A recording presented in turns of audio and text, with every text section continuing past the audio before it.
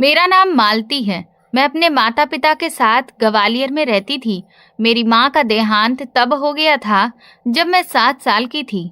उसके बाद मेरे पिताजी ने दूसरी शादी कर ली। मेरे पिताजी मुझे पढ़ाना लिखाना चाहते थे, इसीलिए उन्होंने मुझे अच्छे स्कूल में दाखिला दिलवाया। जब मैं बड़ी और समझदार हो गई तो पढ़ाई में व्यस्त रहने लगी। मेरी सौतेली माँ ने कभी मुझसे प्यार नहीं किया। वो हमेशा मुझसे अलग ही व्यवहार करती थी। उनका रवैया हमेशा गुस्से से भरा रहता था। सौतेली माँ के आने के बाद मेरे पिताजी भी बदल गए।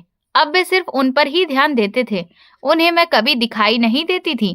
सौतेली माँ नहीं चाहती थी कि मैं पढ़ लिख कर कामयाब बनूं, लेकिन मैं आईएएस बनना चाहती थी। मैंने यूपीएससी की तैयारी शुरू कर दी थी। मेरी यूनिवर्सिटी में सभी लड़के लड़कियां मेरी तारीफ किया करते थे, क्योंकि मैं यूनिवर्सिटी टॉपर रह चुकी थी। इसी बीच मेरा रिश्ता आ गया। मैंने अपने पिताजी को ये नहीं बताया था कि मैं यूपीएससी की परीक्षा दे रही हूँ, क्योंकि वो ज्यादा पढ़े लिखे नहीं थे और इस बारे में ज्यादा नहीं जानते थे। जब एक अच्छे घर से रिश्ता आया तो मेरे पिताजी ने तुरंत हाँ कर दी। लड़के वालों ने मेरी सुंदरता देखकर जिद की कि वो मुझे अपनी बहू बनाना चाहते हैं। मैंने अपने पिताजी से कई बार कहा कि मैं ये शादी नहीं करना चाहती, लेकिन मेरी सौतेली माँ ने मेरी बात का गलत मतलब निकाला और मेरे पिताजी से कहा कि रिश्ता इतना अच्छा है, फिर भी तुम्हारी बेटी मना क्यों कर रही है। उन्होंने कहा कि मुझे लगता है तुम्हारी बेटी का किसी के साथ अफेयर चल रहा है। मेरे पिताजी ने उनकी बात मान ली और मुझसे गुस्से में पूछा कि क्या ये सच है। मैंने कहा, पिताजी ऐसा कुछ नहीं है, मेरी किसी के साथ कोई अफेयर नहीं है, मैं सिर्फ अपनी पढ़ाई पर ध्यान देती हूँ। लेकिन उन्होंने मेरी बात नहीं मानी और कहा, लड़कियां ज्यादा नहीं पढ़ती, अब बहुत हो गया, अब शादी कर लो। मेरी बातों का कोई असर नहीं हुआ और मेरी शादी पवन नाम के व्यक्ति से तय कर दी गई। मेरा सपना टूट चुका था। मेरी परीक्षा अधूरी रह गई। अगर मैं अपनी परीक्षा दे पाती तो शायद मेरा सपना पूरा हो जाता। अब मुझे अपने ससुराल में जाकर वहां के लोगों का दिल जीतना था। मैंने इसे ही अपना लक्ष्य बना लिया। मेरे ससुर ने मुझे पसंद किया था। वे मेरे पिताजी के पुराने दोस्त थे। मेरी सास मुझे पसंद नहीं करती थी, लेकिन अपने पति की खुशी के लिए उन्होंने मुझे इस घर में बहू बनाकर स्वीकार कर लिया। शादी के बाद मुझे पता चला कि मेरी सास ने पहले ही अपने बेटे के लिए अपनी पसंद की लड़की तय कर रखी थी। शादी के बाद के कुछ दिन मेरे पति और ससुराल में अच्छे गुजरे, लेकिन मेरी सास और नंद का व्यवहार मेरे साथ अच्छा नहीं था। मेरे ससुराल में घर के सारे काम मुझसे करवाए जाते। मेरे ससुर मेरे साथ अच्छा व्यवहार करते थे, लेकिन उनकी तबीयत खराब रहने लगी। मेरे ससुर की बातों का घर में बहुत प्रभाव था और उनके सामने मेरी सास और नंद का अच्छा व्यवहार रहता था, लेकिन उनके पीछे से वे मुझे ताने देती थीं और मुझसे हर काम करवाती थीं। मेरी सास ने मेरे ससुर जी से कहा था कि मालती भले ही अच्छी लड़की है, लेकिन एक लड़की को मैं शुरू से ही अपने बेटे के लिए सोचती आ रही हूँ। उसका मालती के साथ कोई मुकाबला नहीं, और फिर हमारा बेटा तो अच्छा पढ़ा लिखा है और खूब अच्छा कमाता भी है। मेरे बेटे जैसे लायक लड़के के लिए लड़की भी लाखों में एक होनी चाहिए। तभी मेरे ससुर जी ने अपनी पत्नी की बातों को नजरअंदाज करते हुए कहा, मुझे तो मालती ही पसंद है और पवन की शादी मालती के साथ ही मैं खूब धूमधाम से करूंगा। मेरे ससुर जी ने जैसा कहा वैसा हुआ भी। उन्होंने मेरी और पवन की शादी खूब धूमधाम से की थी। शादी के बाद शुरुआत में सब कुछ अच्छा था, लेकिन शादी के बाद मेरी पढ़ाई पूरी तरह से खत्म हो गई, क्योंकि मेरे पति चाहते थे कि मैं घर को अच्छी तरह संभाल लूं। इसलिए मैंने घर संभालने के अलावा बाकी सभी कामों से अपना ध्यान हटा लिया। मैंने पूरी कोशिश की कि मैं घर के सभी सदस्यों को खुश रख सकूं। मैंने अपनी सास और ननद को हमेशा इज्जत दी। मैंने ननद को हमेशा अपनी बड़ी बहन का दर्जा दिया और सास को अपनी माँ की तरह चाहा, लेकिन मेरी सास को मेरा अच्छापन हमेशा दिखावा लगता था। उन्हें ये बिल्कुल भी मंजूर नहीं था कि मुझे इस घर में सबका प्यार और सम्मान मिले। इसीलिए वो अपनी बेटी के साथ मिलकर मुझे मेरे पति और ससुर के सामने नीचा दिखाने की कोशिश करती रहती थी। एक दिन जब मैं अपने मायके गई हुई थी, मेरी सास और नंद को मौका मिल गया। वो मेरे पति के पास आकर कहने लगी, पवन बेटा, तुम तो पढ़े लिखे हो और मॉडर्न हो, इस मालती की तुम्हारे साथ कोई बराबरी नहीं है। तभी मेरी ननद भी कहने लगी, हाँ भैया, मैं तो चाहती थी कि मेरे एक ही भैया हैं और उनके लिए कोई अच्छी और मॉडर्न भाभी आए, लेकिन पिताजी ने तो मालती के साथ आपकी शादी करके आपकी किस्मत फोड़ दी। कहाँ आप स्टाइलिश और हैंडसम और कहाँ वो सिंपल सी दिखने वाली लड़की। मेरे पति ने उस समय अपनी बहन और माँ से कुछ नहीं कहा, लेकिन उसकी सोच पर असर पड़ने लगा। धीरे धीरे पवन का व्यवहार मेरी तरफ कठोर और रूखा होता गया। वो छोटी छोटी बातों पर मुझे डांटने लगे, ताने मारने लगे और कभी कभी तो मुझ पर हाथ भी उठाने लगे। हाथ उठाना तो जैसे उनके लिए मामूली हो गया था। मैं अपने पति के इस बदले हुए व्यवहार को समझ नहीं पा रही थी। मैंने कई बार अपने पति से बात करने की कोशिश की, लेकिन उनका जवाब हमेशा गुस्से से भरा होता था। मुझे नहीं पता था कि मेरे पति को मेरी सास और ननद ने भड़काया है, जिसकी वजह से वो ऐसा व्यवहार कर रहे हैं। मैं सीधे दिल से अपनी सास से ये बात शेयर करने गई थी ताकि वो अपने बेटे को समझाएं, लेकिन मैंने पूरी बात सुनकर मेरी सास ने कहा, बहू, पति पत्नी के बीच तो ऐसी छोटी मोटी बातें होती ही रहती हैं, इन्हें ज्यादा बढ़ावा नहीं देना चाहिए। किसी तीसरे के सामने रोने की बजाय इन बातों को कमरे के अंदर ही सुलझा लेना चाहिए। मेरी शिकायत मेरी ननद ने फौरन ही अपने भाई से कर दी। उसने कहा, भैया, भाभी आपकी शिकायत माँ के पास लेकर गई थी। इस बात पर भी मेरे पति मुझ पर बहुत बरसे। मैं अपनी सास का जवाब सुनकर हैरान रह गई थी। उन्होंने तो अपना पल्ला ही झाड़ लिया, लेकिन मेरे ससुर जी स्थिति को बहुत अच्छी तरह से समझ रहे थे। वो हमेशा अपने बेटे को अकेले में समझाने की कोशिश किया करते थे, लेकिन मेरे पति एक कान से सुनकर दूसरे कान से निकाल दिया करते थे। इधर मेरे ससुर जी तो दिल के मरीज थे। एक दिन उन्हें दिल में तेज दर्द उठा। इससे पहले कि घर वाले उन्हें अस्पताल पहुंचा पाते, उनका दम घर में ही निकल गया। उनके जाने के बाद मेरे पति को खुली छूट मिल गई थी। मेरी सास और नंद भी वही करती थी जो उनका मन करता था। शादी के करीब 1 साल बाद मैंने एक बेटे को जन्म दिया। मुझे लगा था कि शायद अब मेरे पति का व्यवहार बदल जाएगा, लेकिन ये मेरा भ्रम था। अब हर रात मेरे पति शराब पीकर घर आने लगे। मैं उसके लिए दरवाजा खोलती तो उनके मुंह से शराब की बहुत तेज बदबू आती थी। मेरा छोटा बेटा था। मैं सारा दिन घर के काम करती और रात को अपने बेटे राहुल के साथ जागती रहती थी, लेकिन मेरे पति को इस बात से कोई फर्क नहीं पड़ता था। जब भी मैं अपने पति से कहती कि आप इतनी रात तक घर से बाहर क्यों रहते हैं और शराब भी पीते हैं, कम से कम आपको थोड़ा तो ख्याल रखना चाहिए, तो मेरे पति ने मुझे बालों से पकड़ लिया और कहने लगे, मैं कुछ भी करूं, तुझे इस बात से क्या मतलब? तू घर में क्या करती है? सिर्फ रोटियां पकाती है और बच्चे संभालती है। तुझे मेरी कदर करनी चाहिए। तू मेरे घर में रह रही है, मेरे पैसों पर पल रही है और मुझे ही सिखा रही है कि मुझे क्या करना है।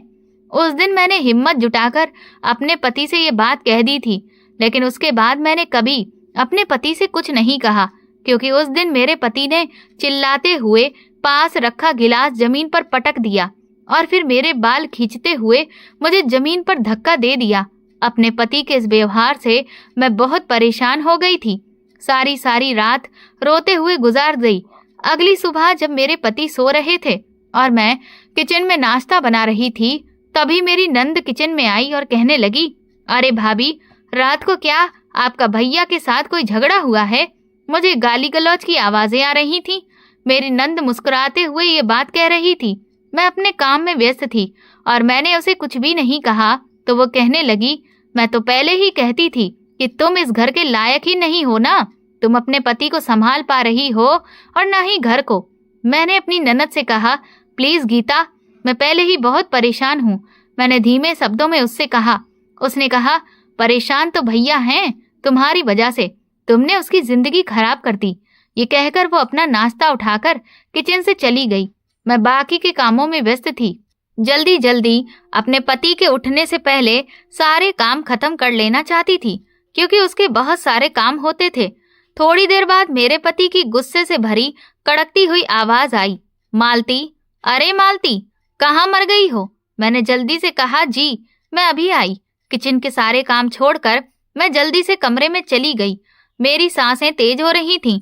मैंने जल्दी से साड़ी के पल्लू से अपने हाथ पोंछे और कमरे में पहुंचने से पहले ही फिर से मेरे पति ने जोरदार आवाज लगाई, तुम्हें सुनाई नहीं देता? मैं कब से चिल्ला रहा हूँ। मैंने कांपती हुई आवाज में कहा, जी क्या हुआ? पवन कहने लगे, तुम्हें कितनी बार कहा है कि मेरी पहली आवाज में ही मेरे सामने हाजिर हो जाया करो। उसके हाथ में शर्ट थी। उन्होंने वो शर्ट मेरे मुंह पर फेंकते हुए कहा, जल्दी से इसे प्रेस कर दो, मुझे ऑफिस जाना है। मैंने जल्दी से अपने पति की शर्ट उठाई और उसे प्रेस करने लगी। वो बाथरूम में नहाने चले गए। थोड़ी देर बाद उनकी आवाज आई, मालती, तौलिया कहाँ है? जल्दी से तौलिया लेकर आओ, मुझे देर हो रही है। मैं प्रेस छोड़कर जल्दी जल्दी तौलिया लेने के लिए दौड़ी। बाथरूम के दरवाजे पर पहुंचकर मैंने तौलिया अंदर बढ़ाया। ये लीजिए, पवन ने जोरदार आवाज में कहा। यह भी तुम्हें हर बार याद दिलाना पड़ेगा क्या? उन्होंने तौलिया खींचते हुए कहा था। मैं जल्दी से पलटने के लिए मुड़ी तो मेरा पैर बेड के कोने से लग गया। मैं दर्द से कराहते हुए लेकिन जल्दी से शर्ट प्रेस करने पहुंची। जैसे ही मेरी नजर शर्ट पर पड़ी, मैं शॉक्ड रह गई। शर्ट का एक हिस्सा जल चुका था। मैं डर गई और सोचा कि अब क्या होगा। मेरा शरीर कांपने लगा। इतनी ही देर में बाथरूम का दरवाजा खुला और मेरे पति बाहर आ गए। कहने लगे, मेरी शर्ट तैयार है। जैसे ही उनकी नजर उनकी जली हुई शर्ट पर गई, उनकी आंखें गुस्से से लाल हो गईं। उन्होंने कहा, तुमने ये क्या कर दिया? ये मेरी फेवरेट शर्ट थी। मैंने कहा, सॉरी, गलती से ये सब कुछ हो गया। तभी मेरे पति जोर से चिल्लाए और कहने लगे, तुमसे एक काम भी ठीक से नहीं होता। मैं वहीं खड़ी रो रही थी। इतनी ही देर में मेरी सास बड़ी शान के साथ कमरे के अंदर आई। कहने लगी, अरे बेटा, एक शर्ट ही तो जली है, तुम्हें इतनी सी बात पर इतना गुस्सा करने की क्या जरूरत है? तुम्हें तो पता ही है कि इस बेचारी से कोई काम ढंग से होता ही नहीं है। उन्होंने कहा, मैं अभी तेरे लिए दूसरी शर्ट निकालकर प्रेस कर देती हूँ। मेरी सास अलमारी की तरफ गई और अलमारी खोलते हुए कहने लगी, मैंने तो तुझे कहा था कि मेरी मर्जी की लड़की से शादी कर ले, मगर तू भी अपने पिता का कहना मानता रहा। अगर उस दिन तू कह देता कि मुझे पिताजी की पसंद की ही नहीं बल्कि माँ की पसंद की लड़की से शादी करनी है, तो शायद तेरे साथ ऐसा ना होता जैसा अब हो रहा है। सास की बातें मेरे दिल को चीर रही थी। मैं किसी तरह अपने आंसुओं को रोकने की कोशिश कर रही थी। मैं कमरे से निकलकर किचन में चली गई और वहां जाकर फूट फूट कर रोने लगी। नाश्ता तैयार करने के बाद मैं दोबारा कमरे में गई। मेरी सास मेरे पति की शर्ट पर प्रेस करने के बाद कमरे में जा चुकी थी। मैंने उन्हें नाश्ता दिया और हिम्मत जुटाकर कहने लगी, आप मुझ पर इतना गुस्सा क्यों करते हो? मैं मानती हूँ कि मुझसे गलती हुई है, लेकिन आप मुझसे आराम से भी बात कर सकते थे। क्या ये बात चिल्लाकर करनी जरूरी है? ये सुनकर ही मेरे पति ने मुझे घूरते हुए देखा और कहा, इसमें भी मेरी गलती है? मैंने कहा, नहीं, आपकी कोई गलती नहीं है। लेकिन मेरे पति का चेहरा देखकर मेरी आवाज टूटने लगी। वो कहने लगे, अच्छा, अब तुम मुझे सिखाओगी कि मुझे कैसा बर्ताव करना चाहिए? इतनी ही देर में उन्होंने मेरे बाल पकड़ लिए। मैं जोर से चिल्ला उठी, छोड़िए मुझे, दर्द हो रहा है। मैंने बड़ी मुश्किल से उनकी पकड़ से अपने बाल छुड़ाए। मैंने कहा, मैं भी इंसान हूँ, इस तरह का व्यवहार सहन करना मेरे बस की बात नहीं है। मेरी आवाज रोनी जैसी हो गई थी। मेरे पति का गुस्सा 7वें आसमान पर था। वो जोर जोर से कहने लगे, अच्छा, क्या करोगी तुम? बोलो बोलो ना। ये कहते हुए उन्होंने मेरे मुंह पर जोरदार थप्पड़ मार दिया। थप्पड़ की आवाज पूरे घर में गूंज उठी। मेरा सिर चकराने लगा। मैं सदमे में आ गई। मेरी आंखों में आंसू भर आए, लेकिन मैं खामोश रही। दरवाजे पर खड़ा मेरा 5 साल का बेटा ये सब खामोशी से देख रहा था। उसकी मासूम आंखें पिताजी की इस हरकत से डर गईं। वो दौड़कर मेरे पास आया। मैंने उसे गले से लगा लिया। उसने कहा, पापा, आप मम्मी को मत मारा करो। मेरे बेटे की आवाज कांप रही थी। मेरे पति गुस्से में तमतमाते हुए बोले, अपनी माँ की तरह तू भी बहुत बोलने लगा है। लगे हाथ आज तेरी भी अकल ठिकाने लगा देता हूँ। वो कहते हुए जैसे ही पवन मेरे बेटे पर हाथ उठाने लगे, मैं उनके आगे आ गई। मैंने कहा, नहीं, आप मेरे बेटे को हाथ लगाने की कोशिश भी मत करना। मेरी आंखों में गुस्सा और बेबसी थी। इधर पवन गुस्से से उबलते हुए मुझे बुरी बुरी गालियां देने लगे और कुछ देर बाद कमरे का दरवाजा जोर से पीटते हुए कमरे से निकल गए। दरवाजे की जोरदार आवाज के बाद कमरे में एक अजीब सा सन्नाटा छा गया। मैं अपने बेटे को गले लगाकर फूट फूट कर रोने लगी। मेरा बेटा कहने लगा, मम्मी, पापा आप पर इतना गुस्सा क्यों होते हैं? वो बहुत डरा हुआ था। उसके किसी सवाल का जवाब मेरे पास नहीं था। मैं सब कुछ और बर्दाश्त कर सकती थी। कुछ सोचकर मैंने एक बैग में अपने और अपने बेटे के कपड़े रख लिए और चुपचाप अपने मायके चली गई। जब मैं मायके पहुंची तो मुझे लगा कि शायद मेरे माता पिता मुझे सहारा देंगे और मेरी तकलीफ को समझेंगे, लेकिन जैसे ही मैंने अपनी सौतेली माँ और पिताजी को पूरी बात बताई, उनके रिएक्शन ने मुझे अंदर तक झकझोर कर रख दिया। काफी देर तक माँ और पिताजी कमरे में बात करते रहे। फिर बाहर आकर मेरे पिताजी ने गहरी सांस लेते हुए कहा, देखो मालती, हर घर में छोटी मोटी बातें हो जाती हैं, कभी कभी गुस्से में आवाज ऊंची हो जाती है, लेकिन इसका मतलब ये नहीं कि बात को इतना बढ़ाया जाए। तुम्हें समझना चाहिए, मुझे पिताजी से ऐसी उम्मीद नहीं थी। मैं सब कुछ खामोशी से सुन रही थी। तभी मेरी सौतेली माँ आगे बढ़ी और कहने लगी, देखो मालती, लड़कियों का घर तो उसका ससुराल ही होता है। अब तुम लड़ झगड़ कर यहाँ बैठ जाओगी तो समाज में हमारी क्या इज्जत रह जाएगी। जैसे तैसे करके अपनी गृहस्थी चलाओ। मैंने कांपते हुए शब्दों में कहा, लेकिन पिताजी, मैं उस नरक में वापस नहीं जाना चाहती। पिताजी ने गुस्से में जवाब दिया, बस अब और बहस मत करो मालती, हम तुम्हारे भले के लिए ही कह रहे हैं। कल सुबह तुम वापस अपने घर जा रही हो, वहां जाकर अपनी जिम्मेदारियों को निभाओ और ठंडे दिमाग से काम लो। जल्दबाजी में किए गए फैसले हमेशा गलत होते हैं। उस रात मैं बहुत रोई, नहीं लेकिन अपने दिल में तकलीफ लेकर सारी रात छत को घूरती रही। मेरे दिल में दर्द था। मेरी माँ तो सौतेली थी, लेकिन मेरे सगे पिताजी भी मेरी तकलीफ को समझने के लिए तैयार नहीं थे। अगली सुबह मैं चुपचाप अपना बैग उठाकर ससुराल वापस लौट आई। दरवाजा खोलते ही मेरी सास की आवाज सुनाई दी, अरे आ गई महारानी, तेरे माता पिता तुझे 2 दिन भी नहीं रख पाए। मैंने सोचा कि इन्हें जवाब देने का कोई फायदा नहीं है, इसीलिए खामोशी से आगे बढ़ गई। अब मेरे पति और मेरी सास ये बात अच्छी तरह समझ गए थे कि मुझे मायके में कभी कोई सहारा नहीं मिलेगा। मेरे पति का व्यवहार अब दिन ब दिन और ज्यादा कठोर होता जा रहा था। अब वो न केवल रात को शराब पीकर आते थे, बल्कि जानबूझकर अपनी माँ और बहन के सामने मेरी बेइज्जती करते थे। एक दिन मेरा बेटा राहुल बीमार पड़ गया। वो पूरी रात बुखार में तपता रहा। मैं अपने बेटे की फिक्र में सारी रात जागती रही। मैंने पवन को जगाने की कई बार कोशिश की कि वो राहुल को डॉक्टर के पास ले जाए, उसे बहुत तेज बुखार है, लेकिन उन्होंने झुंझलाते हुए कहा, मुझे सोने दो, वैसे भी ये सब तुम्हारा काम है, मेरा नहीं। सारी रात मेरा बेटा बुखार से जलता रहा। अगली सुबह मैंने फिर से राहुल को डॉक्टर के पास ले जाने के लिए पवन से बात की तो उन्होंने साफ साफ जवाब दिया, डॉक्टर के पास जाना है तो तुम खुद ऑटो करके चली जाओ, मेरे पास टाइम नहीं है। उसकी बात में अंदर तक टूट चुकी थी। ये बेटा उसका भी तो था, उन्हें अपनी जिम्मेदारी समझनी चाहिए थी, लेकिन नहीं। मैं खुद ही अपने बेटे को लेकर डॉक्टर के पास चली गई। डॉक्टर ने चेकअप करवाने के बाद मैं डॉक्टर के कैबिन से निकल ही रही थी कि अचानक मेरी टक्कर एक लड़के से हो गई। जैसे ही मेरी नजर उस पर गई, मैं उसे फौरन पहचान गई। वो लड़का मेरा क्लासमेट रह चुका था। मैंने उसे सॉरी कहा और उसे पहचान कर भी मैंने अनदेखा करके आगे बढ़ने लगी। उसने फौरन ही मुझे आवाज लगाई, मालती। मैंने पलट कर देखा। उसने कहा, तुम मालती ही हो ना? मैंने कहा, जी मैं मालती ही हूँ। वह कहने लगा, तुम मुझे पहचान गई ना? मैं तुम्हारा क्लासमेट हूँ, हम दोनों साथ पढ़ते थे। मैंने कहा, हाँ प्रकाश, मैं तुम्हें पहचान गई हूँ। उसने कहा, ये तुमने अपनी कैसी हालत बना ली है? ये तुम्हें क्या हो गया? तुम तो कभी हमारी यूनिवर्सिटी की टॉपर हुआ करती थी और तुम तो यूपीएससी का एग्जाम भी दे रही थी। तुमने अपनी पढ़ाई बीच में क्यों छोड़ दी? मैंने कहा, हाँ मेरी पढ़ाई बीच में ही रह गई, लेकिन क्योंकि मेरी शादी हो गई। मैंने अपने बेटे की तरफ इशारा करते हुए बताया, ये मेरा बेटा है।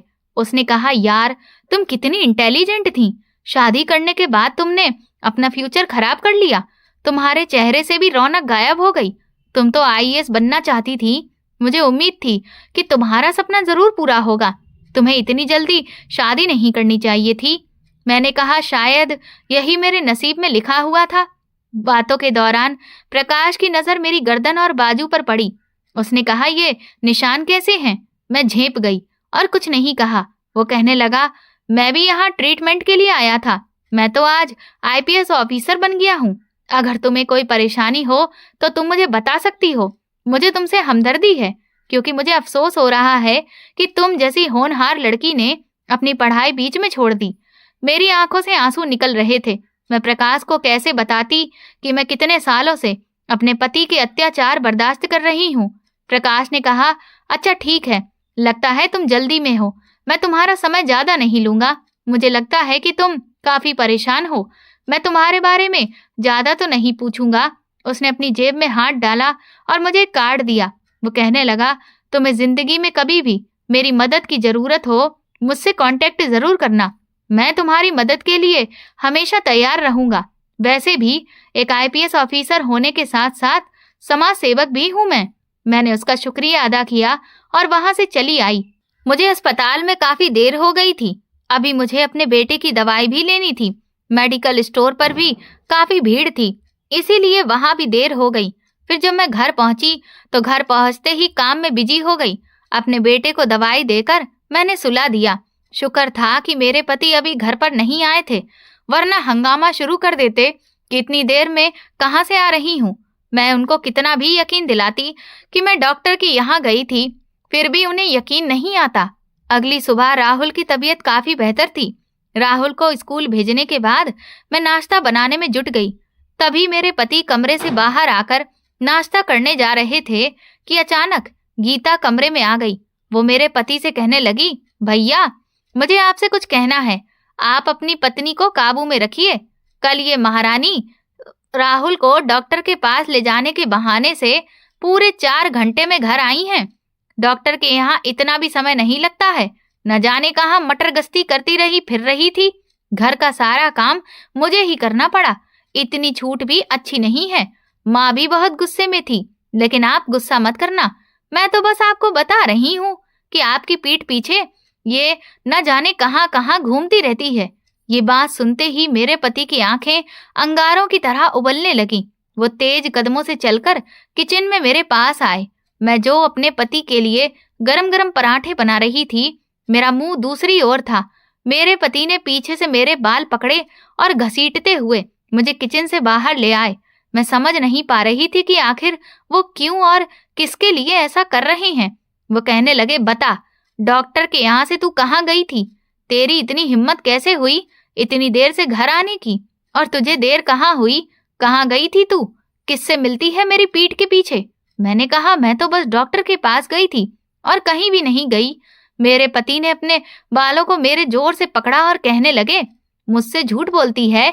मैंने कहा, मैं झूठ नहीं बोल रही, मैं राहुल को डॉक्टर के यहाँ ही लेकर गई। वहीं पर देर हो गई क्योंकि अस्पताल में बहुत भीड़ थी।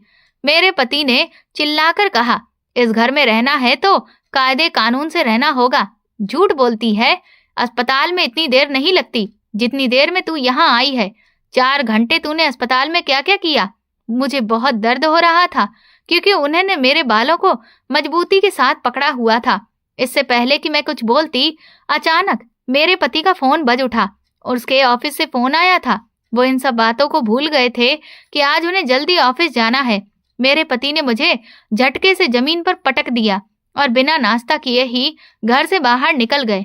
शोर की आवाज सुनकर मेरी नंद और सास भी वहां खड़े होकर मेरा तमाशा देख रही थीं। उन दोनों में से किसी ने भी मुझे अपने पति से बचाने की कोशिश नहीं की। मेरा शरीर दर्द से कराह रहा था, लेकिन मेरे मन में जो आग लग रही थी उसने मुझे उठने और कुछ करने की हिम्मत दी। मैंने अपने आंसू पोंछे, दूसरी तरफ देखा तो मेरी सास और गीता आपस में खड़ी होकर एक दूसरे को देखकर खूब मुस्कुरा रही थीं। मैंने सोच लिया कि अब मुझे अपनी और अपने बेटी की जिंदगी को सुधारने के लिए कुछ न कुछ तो करना ही पड़ेगा। मैंने घर के काम खत्म किए और अपने सारे डॉक्यूमेंट्स और सर्टिफिकेट निकाले। मैंने तय कर लिया कि मैं आत्मनिर्भर बनूंगी। मैंने शहर के हर कॉलेज और स्कूल की वेबसाइट पर जाकर नौकरी की वैकेंसीज देखनी शुरू कर दी, लेकिन जहां भी वैकेंसी थी वहां एक्सपीरियंस कैंडिडेट की ही मांग थी। लेकिन मेरे पास तो एक्सपीरियंस था ही नहीं, बल्कि अब तो मेरी शादी को ही 6 साल गुजर चुके थे। फिर भी मैंने हार नहीं मानी और कई जगहों पर ईमेल और आवेदन भेजे। शाम के समय में मेरे मोबाइल पर नजर गड़ाई थी। नौकरी के किसी भी जवाब का मैं इंतजार कर रही थी कि तभी दरवाजे पर तेज आवाज आई। मैं चौंक गई और फौरन ही दरवाजा खोलने गई। सामने मेरे पति खड़े हुए थे। उनके हाथ में एक लिफाफा था। मेरे पति ने वो लिफाफा मुझे दे दिया। मैंने जैसे ही वो लिफाफा खोल कर देखा तो उसके अंदर एक कागज था उस कागज पर जो शब्द लिखे हुए थे, उसका हर एक शब्द जैसे किसी तीर की तरह मेरी आत्मा पर वार कर रहा था। ये तलाक के पेपर थे। मैं कांपती हुई आवाज में बोली, डिवोर्स? मेरे पति पवन मुस्कुराते हुए कहने लगे, हाँ, और ये भी जान लो कि मेरा बेटा राहुल मेरे पास रहेगा, क्योंकि तुम बेरोजगार हो, कोई काम धंधा नहीं करती हो, इसीलिए उसकी देखभाल करने के काबिल भी नहीं हो तुम। मैंने कागजों को गौर से देखा, फिर अपने बेटे की तरफ देखा। मेरी आंखों में आंसू तैर गए। एक दिल तो किया कि जोर जोर से चीख कर रो लूं, तो दूसरा दिल किया कि मुझे अपने पति के सामने कमजोर नहीं दिखना चाहिए, बल्कि खुद को हिम्मत से संभालना है। आज अगर मैं हार गई तो मेरे बेटे का फ्यूचर मेरी तरह बर्बाद हो जाएगा। नहीं, मुझे कुछ तो करना ही होगा। मैंने तसल्ली से काम लिया और उन पेपर्स को लेकर कमरे के अंदर चली गई। मेरे पति मुझे आंखें फाड़कर इसी तरह देखते रहे, क्योंकि मैंने बड़ी मुश्किल से अपने आंसुओं पर कंट्रोल किया था। उनके सामने मेरी आंख में एक भी आंसू नहीं टपका। कमरे के अंदर जाकर मैं लेट गई और सारी रात यही सोचती रही कि मुझे क्या करना है। अगली सुबह मैंने अपने पर्स से वो कॉन्टेक्ट वाला कार्ड निकाला जो मुझे प्रकाश ने दिया था, जो कभी मेरा क्लासमेट हुआ करता था। उस पर उसका मोबाइल नंबर लिखा हुआ था। मैंने उस नंबर को डायल किया और जैसे ही प्रकाश ने कॉल रिसीव की तो मैंने बता दिया कि मैं बोल रही हूँ। वह कहने लगा, हाँ हाँ बोलो, क्या बात है? मैंने उससे कहा, तुमने मुझसे कहा था कि तुम मेरी मदद कर सकते हो, आज मुझे तुम्हारी मदद की जरूरत है। उसने कहा, हाँ बताओ, तुम्हें कैसी मदद चाहिए? मैंने कहा, मुझे घर की जरूरत है, क्या तुम मेरे लिए एक किराए के घर का बंदोबस्त कर सकते हो? उसने चौंक कर कहा, मगर तुम तो शादीशुदा हो, तुम्हें किराए के घर की क्या जरूरत है? फिर मैंने उसे अपनी पूरी जिंदगी के बारे में बताया कि यहाँ रहते हुए मैं किस तरह से अपने पति और ससुराल वालों के अत्याचार बर्दाश्त करती रही हूँ। फिर काफी देर तक वो मेरी पूरी कहानी सुनता रहा। मैं रो रो कर उसे अपनी कहानी सुना रही थी। फिर उसने कहा, मुझे तुम पर पहली नजर में देखते ही तरस आ गया था, क्योंकि तुम्हारी आंखों से साफ साफ दिखाई दे रहा था कि तुम बहुत ज्यादा परेशान हो। पहले तुम अपने सपनों को पूरा करने के लिए भी इतनी परेशान नहीं दिखाई देती थी। तुम तो बहुत ही खुश मिजाज और समझदार टैलेंटेड लड़की हुआ करती थी। आखिर तुम्हें क्या हो गया? तुम्हें शादी के बाद भी समझदारी से काम लेना चाहिए था। तुम्हारी शादी तो 6 साल हो चुके हैं और तुम अभी तक अपने पति के अत्याचार को बर्दाश्त करती रही। तुम्हें ये अन्याय बिल्कुल भी सहन नहीं करना चाहिए था, बल्कि तुम्हें शुरू में ही इस अन्याय के खिलाफ आवाज उठानी चाहिए थी। मैंने उसे रोते हुए बताया, अब मेरा पति मुझे छोड़ना चाहता है, वो मुझे डाइवोर्स देने के लिए ही सोच रहा है और वो मेरे बेटे को भी मुझसे दूर करना चाहता है। मैं सब कुछ बर्दाश्त कर सकती हूँ, मगर अपने बेटे से दूरी बर्दाश्त नहीं कर सकती। मैं उससे अलग होकर नहीं जी सकूंगी। मुझे आपकी मदद चाहिए। हो सके तो आप मेरे लिए रहने का बंदोबस्त कर दीजिए।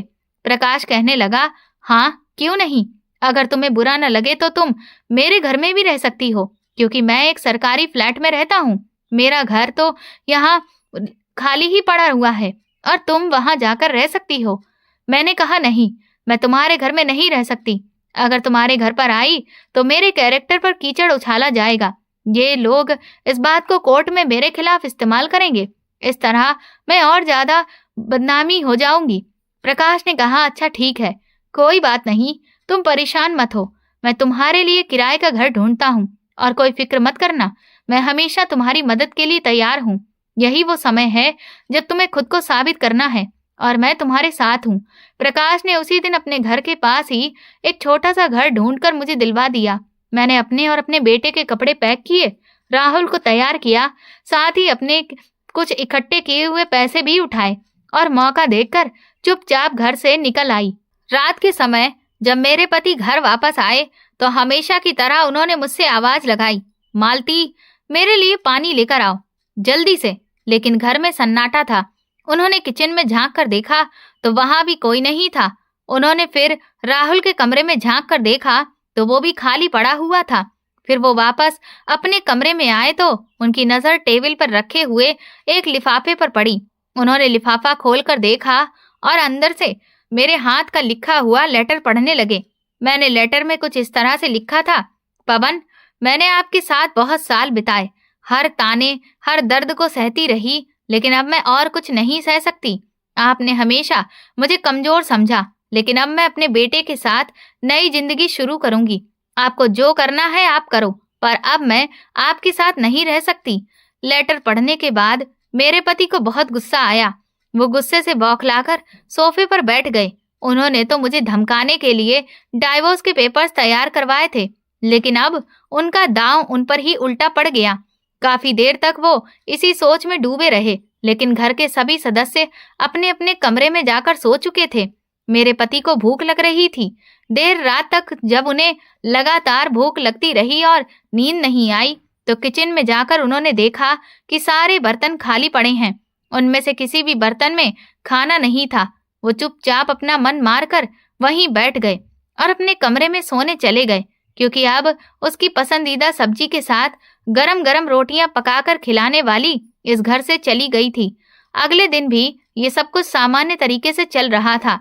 मेरे पति ने कड़कती हुई आवाज में मुझे पुकारा, मालती, पानी लेकर आओ। लेकिन अब उनकी आवाज सुनने वाला कोई नहीं था। वो उदास रहने लगे थे, लेकिन वो अभी भी अकड़ में ही थे। उनका मानना था कि वो मुझे अपने घर नहीं बुलाएंगे। मैं भी उनके घर जाने के लिए तैयार नहीं थी। मैं तो खुद उस नरक से निकल कर आई थी। प्रकाश ने मुझे किराए का घर दिलवा दिया था। यहाँ पर 2-3 दिन मैंने अपने बेटे के साथ बहुत सुकून से गुजारे थे, लेकिन अब मैं ऐसे खाली हाथ बैठने वाली नहीं थी। अपने बेटे का भविष्य संवारने के लिए मुझे कुछ ना कुछ तो करना ही था। मैं बड़ी परेशान थी। किसी अच्छी नौकरी की तलाश कर रही थी, लेकिन मुझे कहीं नौकरी नहीं मिल सकी। प्रकाश अपने घर से खाना बनाकर मेरे लिए लेकर आया था, लेकिन मैं उसका एहसान कब तक ले सकती थी। मैंने उसे कह दिया कि अब तुम्हें मेरा ख्याल रखने की जरूरत नहीं है। बस एक बार मेरी नौकरी लग जाए, उसके बाद सब कुछ ठीक हो जाएगा। उसने कहा, तुम टीचिंग कर सकती हो। मैंने कहा, टीचिंग करने का मुझे कोई अनुभव नहीं है। प्रकाश ने मुझे एक सुझाव दिया। वो कहने लगा, तुम चाहो तो इस घर में रहकर ही कोचिंग सेंटर खोल सकती हो। मैंने पूछा, वो कैसे? उसने कहा, तुम्हें याद नहीं, तुम यूपीएससी के एग्जाम दे रही थी और तुम्हें अच्छी तरह से पता है कि यूपीएससी के एग्जाम किस तरह क्लियर किए जाते हैं। मैंने ढूंढकर तुम्हारे लिए 2-3 स्टूडेंट का बंदोबस्त कर देता हूँ। तुम घर में ही कोचिंग सेंटर चला सकती हो। मुझे उम्मीद है कि तुम सब ये कर सकोगी। मैंने कहा, लेकिन मुझे डर लग रहा है। उसने कहने लगा कि तुम्हें अपना करियर बनाना है, पैसे कमाने हैं तो कुछ ना कुछ तो करना ही होगा। प्रकाश ने मेरे लिए यूपीएससी की तैयारी करने वाले 2-3 स्टूडेंट्स का बंदोबस्त किया। मैंने उन स्टूडेंट्स को पढ़ाना शुरू कर दिया। धीरे धीरे मेरे पास 1-2 और कई स्टूडेंट्स आ गए। मेरी काबिलियत और पढ़ाने का तरीका उन स्टूडेंट्स को पसंद आया। उन्हीं के माध्यम से बाकी स्टूडेंट्स ने भी मेरे पास आना शुरू कर दिया और इस तरह मेरी कोचिंग सेंटर 2 से 5 स्टूडेंट और फिर 5 से 10 स्टूडेंट्स तक पहुंच गई। मुझे खुशी हुई कि मैं कामयाब होने लगी थी। उधर मेरे ससुराल में पवन को मेरी कमी बहुत खल रही थी। उनका अपने ऑफिस के काम पर भी ध्यान नहीं था। उनकी परफॉर्मेंस खराब होने लगी तो कंपनी ने उन्हें नौकरी से निकाल दिया। उसके बाद उन्हें कहीं और अच्छी नौकरी नहीं मिली, इसीलिए उन्हें छोटी मोटी नौकरी करनी पड़ी। वही किराए के छोटे मोटे घर में रहते हुए मैंने सारी परेशानियों का सामना किया, लेकिन धीरे धीरे मैंने अपने लक्ष्य तक पहुंचना शुरू कर दिया। मैंने अपने कोचिंग सेंटर का नाम राहुल कोचिंग सेंटर रखा, मतलब अपने बेटे के नाम पर। ऊपर वाले की कृपा से मेरी मेहनत रंग लाई। स्टूडेंट्स को मेरा पढ़ाया हुआ समझ आने लगा। उन्हें तरक्की हासिल होने लगी तो उन्होंने मेरे बारे में बाकी स्टूडेंट्स को भी बताया जो अच्छे अंक प्राप्त करना चाहते थे। मैं भी उनसे काफी जुड़ने लगी और इस तरह मेरा कोचिंग सेंटर चल निकला। मैंने ऑनलाइन भी अपने कोचिंग सेंटर के विज्ञापन डालने शुरू कर दिए। दिन रात की परवाह किए बिना मेरी मेहनत जारी रही। 3-4 महीने की मेहनत रंग लाई और मेरे पास काफी स्टूडेंट्स हो गए। उसके द्वारा दिए गए कुल चार्ज इतने ज्यादा हो गए कि मेरा घर आराम से चलने निकला। मैंने अपने बेटे की पढ़ाई भी चालू रखी। उधर मेरे ससुराल में मेरे घर से निकलने के बाद वहां का माहौल पूरी तरह से बिगड़ गया था। मेरी सास तो कोई काम नहीं करती थी, जबकि मेरी ननद गीता को मजबूरी में घर के सारे काम करने पड़ रहे थे। गीता बर्तनों को पटक पटक कर बड़बड़ा रही थी। पवन जब भी घर में दाखिल होते और अपनी बहन से खाना या नाश्ता मांगते तो वो गुस्से में कहती, भैया मैं आपकी नौकरानी नहीं हूँ, आखिर मैं भी इंसान हूँ। हद हो गई है, कितना काम करूं। जब घर में मेरी सास ने अपनी बेटी को आवाज लगाई, अरे गीता बेटा, मेरी दवाई तो दे जा, तूने अभी तक नहीं दी। बहू होती तो समय पर मेरे सारे काम कर दिया करती थी। अब एक एक करके सबको मेरी याद आ रही थी। गीता ने अपनी माँ से चिल्लाते हुए कहा, मैं कोई नौकरानी नहीं हूँ, मैं अब किसी को कोई काम नहीं करके दूंगी। भाभी को ही वापस बुला लो, इससे पहले कि ये घर पूरी तरह बर्बाद हो जाए। तभी पवन भड़क उठे और कहने लगे, मैं उसे कभी वापस नहीं लाऊंगा। वो अपनी मर्जी से गई है तो खुद ही वापस आएगी। कुछ दिनों के बाद उसकी खुद ही अकल ठिकाने आ जाएगी। मैं उसे अच्छी तरह से जानता हूँ। इधर से मैंने अपना काम कर दिया था, क्योंकि मैंने फैसला कर लिया था कि मैं अब खुद अपने पति को डिवोर्स के लिए नोटिस भेजूंगी। और जब वो नोटिस मेरे ससुराल पहुंचा तो पवन के होश उड़ गए थे। उस पर मेरे साइन पहले से ही मौजूद थे। डाइवोर्स के पेपर देखकर मेरी ननद ने कहा, लो भैया, अपनी करनी अब भुगत लो। पवन को बहुत गुस्सा आया। उसे तो यकीन भी नहीं हो रहा था कि मैं इतना बड़ा कदम भी उठा सकती हूँ। ये केस कोर्ट में चलना था, इसीलिए हम दोनों कोर्ट में एक दूसरे के सामने खड़े हुए थे। मेरे पति ने भी अपनी तरफ से वकील किया था, जिसने अपने शब्दों से मुझ पर प्रहार किया।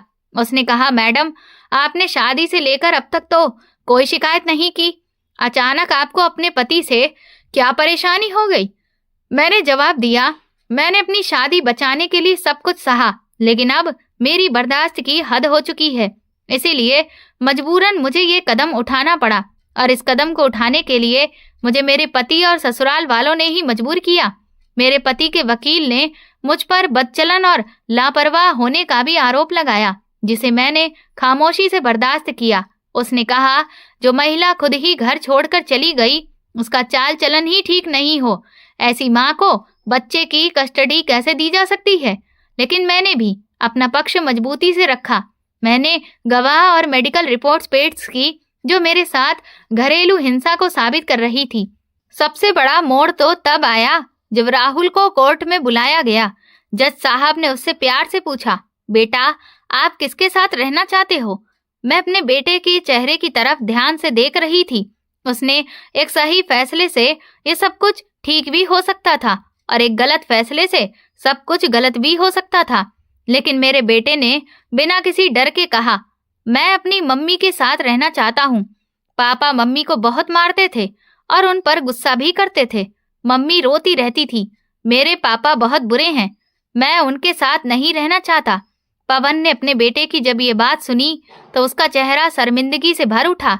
उसे जीतने की उम्मीद अब ना के बराबर लग रही थी। अब अगली सुनवाई में नतीजा आना था। मैंने किस्तों पर अब एक छोटा सा घर भी खरीद लिया था और अपने बेटे राहुल के साथ इस घर में शिफ्ट हो गई। इस बुरे वक्त में प्रकाश ने मेरा बहुत साथ दिया था। वो अच्छा और ईमानदार इंसान था, वरना कहाँ कोई गैर किसी के लिए इतना करता है। उसने भी मुझे हिम्मत दिलाई और मुझे अपना केस किस तरह से लड़ना है ये भी बताया। केस की आखिरी सुनवाई से ठीक एक दिन पहले मेरे मोबाइल पर पवन का फोन आया। मैंने फोन उठाया तो उन्होंने कहा कि वो एक बार मुझसे मिलना चाहते हैं, लेकिन मैंने कहा कि मैं तुमसे नहीं मिलना चाहती। मैंने साफ शब्दों में अपने पति को ये बात कह दी तो उन्हें एक अजीब सा झटका लगा। मेरे पति ने कहा, एक आखिरी बार मैं तुमसे मिलना चाहता हूँ, शायद उसके बाद हम दोनों एक दूसरे से अलग हो जाएं। मैंने कहा, अच्छा ठीक है। लगभग आधे घंटे के बाद मेरा पति मेरे घर के बाहर आकर खड़ा हो गया। घर के बाहर उन्होंने मेरी नेम प्लेट लगी हुई देखी तो उन्हें हैरानी हुई। उन्होंने घर की डोर बेल बजाई तो मैंने दरवाजा खोला और उन्हें अंदर आने को कहा। मेरे पति चारों तरफ से मेरे घर को गौर से देख रहे थे। मेरा छोटा सा घर अंदर से बहुत सुंदर था। घर में हर तरह की सुविधाएं मौजूद थीं। मैंने उससे कहा, आपको बात करनी है? उन्होंने कहा, बस मैं तुमसे 5 मिनट बात करना चाहता हूँ। मुझे अपनी गलतियों का एहसास हो गया। तुम्हारे जाने के बाद मैं पूरी तरह से अकेला हो गया हूँ। उस दिन मैंने अपने पति के चेहरे पर बेबसी देखी। उन्होंने कहा, तुम्हारे बिना घर बिखर गया है, माँ बीमार है और गीता से घर का कोई काम नहीं होता। सच कहूँ तो कोर्ट में जो कुछ भी मेरे बेटे ने मेरे लिए कहा, उसके बाद से मैं अपनी ही नजरों में गिर गया हूँ। मैंने तुम्हारे साथ बहुत बुरा किया है मालती। मैंने कहा, तो अब आपकी जिंदगी में सब कुछ खराब हो गया, इसीलिए आपको मेरी याद आई है? वो अपनी आंखों में आंसू लेकर कहने लगे, नहीं, मुझे सच में अपनी गलतियों का एहसास हो गया। मैं बस इतना कहना चाहता हूँ कि ये डाइवोर्स वाला मामला खत्म कर दो और मेरे साथ वापस चलो। और राहुल के बारे में भी तो सोचो, उसे भी तो अपने पिता और माता की जरूरत है। मैंने कहा नहीं, उसे अपने पिता की कोई जरूरत नहीं है। उसके लिए अब मैं ही उसकी माँ हूँ और मैं ही उसका पिता। तुम जैसे पिता तो किसी भी काबिल नहीं। मेरे पति ने शर्मिंदा होते हुए कहा, मैं जानता हूँ कि मैंने बहुत सारी गलतियां की हैं, लेकिन मैं वादा करता हूँ कि अगर तुम एक बार मुझे मेरी गलती सुधारने का मौका दो तो सब कुछ ठीक हो सकता है। बस तुम एक बार मुझे माफ कर दो। मैंने कहा, मौका? मैं तुम्हें कभी नहीं दूंगी।